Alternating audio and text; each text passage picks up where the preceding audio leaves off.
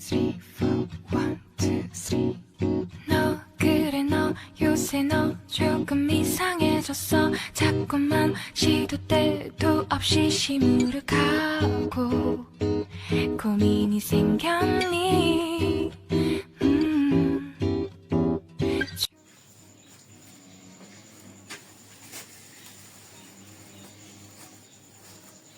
अस्सलामुअलैकुम एवरीवन, क्या हाल है आप सबके।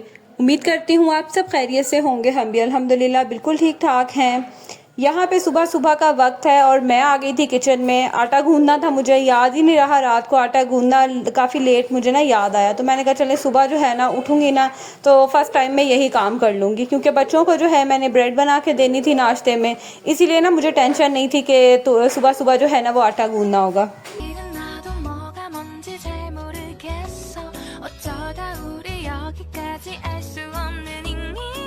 तो बस यहाँ पे जो है ना मैं आटा गूंद लूँगी, क्योंकि बच्चों को जितनी देर में नाश्ता वगैरह बना के दूँगी, लंच बना के दूँगी, ये जाएंगे ना स्कूल, तो फिर हस्बैंड के उठने का टाइम हो जाएगा और इतनी देर में जो है फिर आटे को जो है वो रेस्ट मिल जाएगा।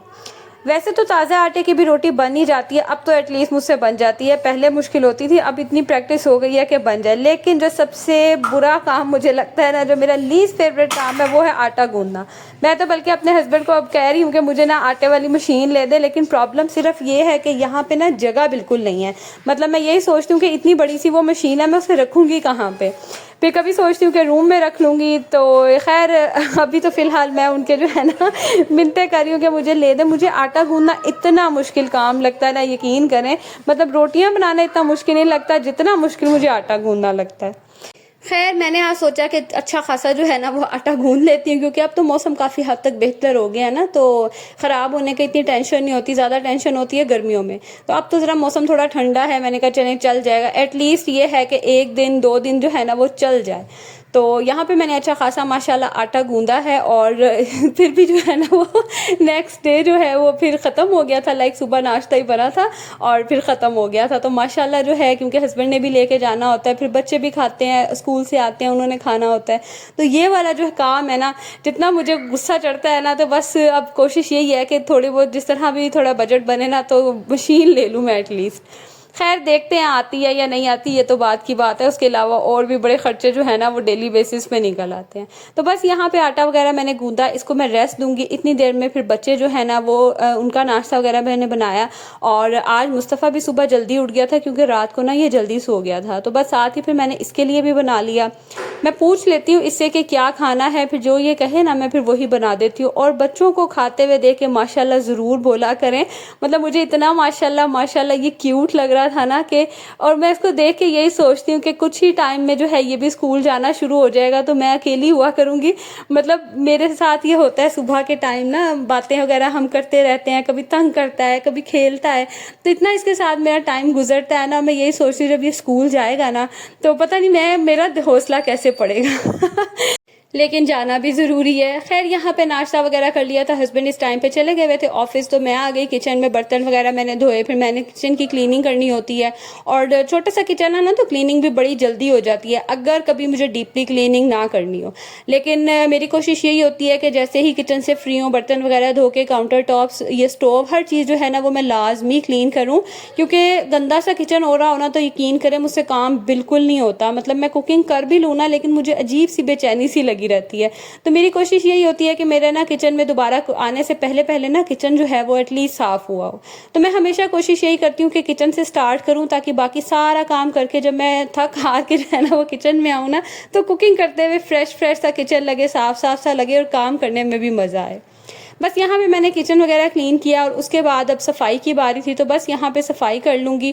और 1 से 2 दिन छोड़ के ना मैं लाजमी धुलवा लेती हूँ, क्योंकि बच्चे हैं, फिरते हैं यहाँ पे, और मिट्टी और पाँव उनके गंदे लगते हैं, तो फर्श ना काफ़ी गंदे हो जाते हैं, और मुझे ना तसल्ली नहीं होती है। मतलब 2-3 दिन बाद मैं ना घर धोऊँ, तो मुझे ना अजीब सी उलझन होती है, मुझे लगता है घर साफ़ ही नहीं हो रहा। तो मैं अच्छे से सरफ डलवा के, मतलब ये डलवा के, तेज़ाब वगैरह डलवा के ना, तो फिर मैं अच्छे से जो है ना वो घर की सफाई कर लेती हूँ। इस तरह से ये होता है कि मज़ीद आगे 2-3 दिन घर साफ़ रहता है।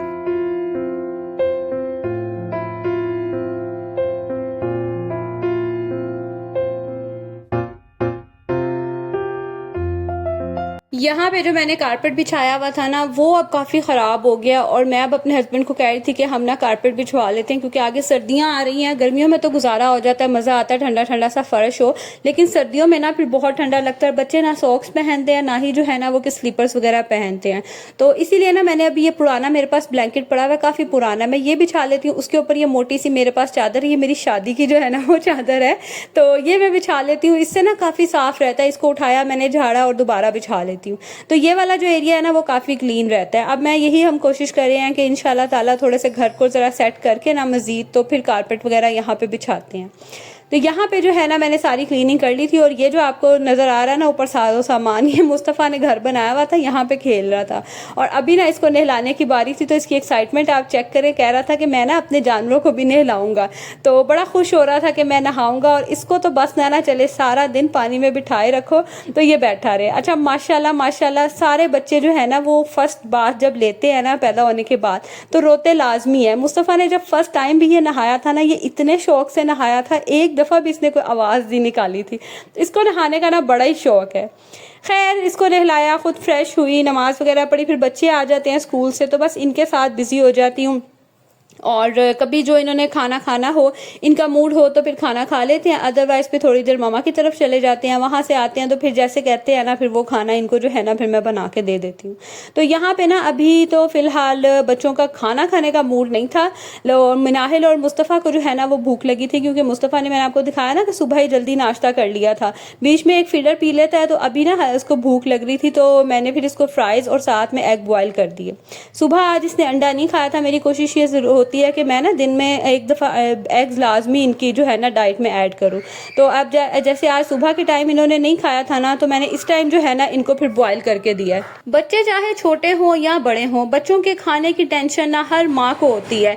बड़े भी हों तो भी टेंशन होती है कि इन्होंने खाया है नहीं खाया, छोटे हों तब भी टेंशन होती है कि इनकी डाइट में हर वो चीज़ हम ऐड करें जो इनके लिए हेल्दी भी हो और पेट भी इनका भर जाए।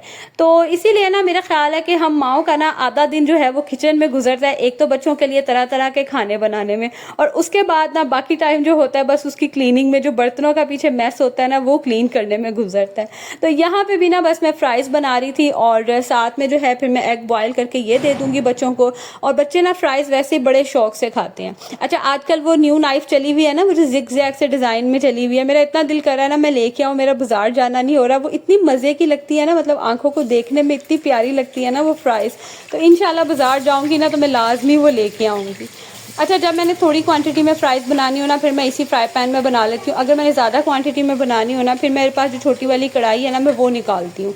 तो आज मैंने सिर्फ मिनाहिल और मुस्तफ़ा के लिए ही बनानी थी क्योंकि हसन ने सालन के साथ रोटी खा ली थी, कल मैंने जो शलजम गोश्त बनाया था, और शहान जो है ना वो पराठा खा लेता है मलाई के साथ, तो उसने वो खा लिया था। तो फिर ना मैंने सिर्फ मिनाहिल और मुस्तफ़ा के लिए बनानी थी, तो बस मैंने ना इसी पैन में जो है वो चिप्स बना ली और बड़े मज़े की बन जाती है। मतलब ऐसा नहीं है कि कहीं से ज़्यादा जलती है कहीं से कम, ये है कि थोड़ा आपको ज़रा एहतियात रखना पड़ता है। आप टाइम टू टाइम इसको टर्न करते रहे तो बड़ी अच्छी जो है ना वो चिप्स बन जाती है। साथ ही साथ यहाँ पे एग भी बॉयल हो गए थे। 초등학교 영어 수업 시간에 배웠었던 형제 진행형 같아 하루에 10번 내 맘이 움직여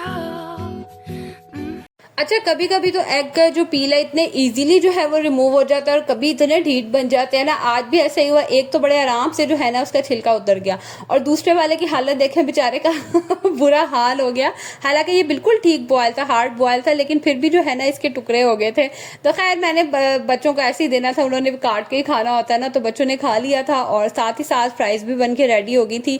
तो बस केचप की कमी थी, केचप होना तो मुस्तफ़ा बहुत शौक से खाता है, साथ में केचप में डिप करता है और बड़े शौक से खाता है। तो आज केचप नहीं थी लेकिन फिर भी ये है कि शुक्र है उसने खा लिया था। तो बस इस तरह से ना मैं बच्चों को प्लेट्स बना के दे देती हूँ। इस तरह सबको पता होता है कि कौन सी प्लेट किसकी है और इजीली खा लेते हैं। इकट्ठे दे दो ना तो फिर एक किसी ने ज़्यादा खा लिया किसी ने कम खा लिया, ये टेंशन बड़ी होती है। ध्यान से खाना ठंडी कर लेना। आपको कभी बुलाओ, आपको आ जाओ।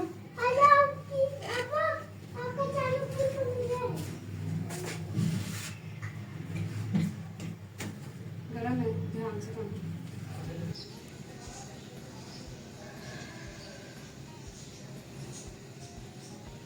अच्छा, एक तो बच्चों के खाने की टेंशन, दूसरा क्या बनाएं खाने में, ये भी बहुत बड़ा मसला होता है। आज मुझे ना कुछ समझ ही नहीं आ रही थी, दिल मेरा कर रहा था कि शलजम बनाऊं। अच्छा, खाली शलजम बनाने का दिल भी नहीं था और मटन डालने या बीफ डालने का भी नहीं था, क्योंकि आज ना मिलना नहीं था। आई थिंक ट्यूसडे था कि वेडनेसडे था इस दिन ना, तो इन 2 दिनों में नहीं मिलता। तो मुझे ना एकदम ख्याल आया कि चिकन डालती हूँ, लेकिन चिकन ना मैं बोनलेस डालती हूँ। इस तरह से क्या होगा कि जो मैश करूंगी ना मैं इसके अंदर शलजम, उसमें ये चिकन के भी छोटे छोटे से पीसीस चंक से नजर आएंगे, तो खाने में भी बड़ा मजा आएगा। तो यहाँ पे मैंने चिकन को अपने हिसाब से कट कर लिया। मैं फुल मंगवा लेती हूँ इस तरह से ना, फिर कट कर लेती हूँ बाइट साइज में खुद ही मैं। और यहाँ पे मैंने जो है ना वो शलजम बॉयल कर लिए थे, और मैं सेपरेट बॉयल करती हूँ। इस तरह से क्या होता है कि अगर वो थोड़े कड़वे वगैरह भी हो ना, तो फिर वो पानी में ही सारा निकल जाते हैं उनकी कड़वाहट। और चीनी मैंने कभी भी शलजम में ऐड नहीं की है, लेकिन उसके बावजूद मैंने जब भी बनाए हैं ना तो बहुत मज़े के बनते हैं। बस यहाँ पे शलजम बॉयल हो गए थे, बाकी मसाला सिंपल वैसे ही बना के उसमें चिकन डालूंगी, उसको गलाऊंगी। और यहाँ पे ना मैं सेपरेट बाउल में इस तरह से शलजम निकाल के इनको मैश कर लेती हूँ। इस तरह बड़ी आसानी होती है, आप सालन में डालें और मिक्स कर लें। अगर आप वैसे ही डाल देना तो बाद में इनको मैश करना बड़ा मुश्किल होता है, बीच में चिकन आ जाता है, बीच में गोश्त आता है, तो फिर जो है ना मिक्स करना बड़ा मुश्किल हुआ होता है। तो बस यहाँ पे जो है ना मैंने शलजम को मैश कर लिया। दूसरी तरफ ये देखें मसाला भी बन के रेडी हो गया था। मैंने चिकन डाला, इसकी अच्छे से भुनाई की है, और जैसे ही ऑयल सेपरेट हो जाएगा ना तो थोड़ा सा पानी डालूंगी। बोनलेस चिकन आपको पता ही है, तो वैसे ही बहुत जल्दी जो है ना वो गल जाता है। तो बस ये जैसे ही गलेगा, इसके अंदर लास्ट पे जो है ना मैं ये शलजम जो मैंने सेपरेट ही मैश की हैं इनको ऐड करूँगी और मिक्स कर दूँगी। और थोड़ी सी इसके अंदर मैं कसूरी मेथी ऐड करूँगी। अच्छा, कसूरी मेथी से ना इतना मज़े का टेस्ट आता है ना, बहुत ज़्यादा नहीं आपने ऐड करनी, बिल्कुल हल्की सी ऐड करनी है, बहुत मज़े का टेस्ट आता है इनमें, इन चीज़ों में ना। तो बस ये देखें यहाँ पे जो है वो शलजम मज़ेदार से बन के रेडी हो गए, और इतने मज़े के लगे थे ना, आज खाना खाने का वाकई बड़ा मज़ा आया था। पता नहीं आप लोग भी इस तरह बनाते हैं कि नहीं, मैंने तो एटलीस्ट ये फर्स्ट टाइम बनाया था। ये था मेरा आज का व्लॉग। आई होप आज का व्लॉग आप सबको पसंद आया होगा। व्लॉग पसंद आया तो इसे लाइक करना मत भूलिएगा। मिलूंगी अगली वीडियो में, तब तक के लिए जी अल्लाह हाफिज।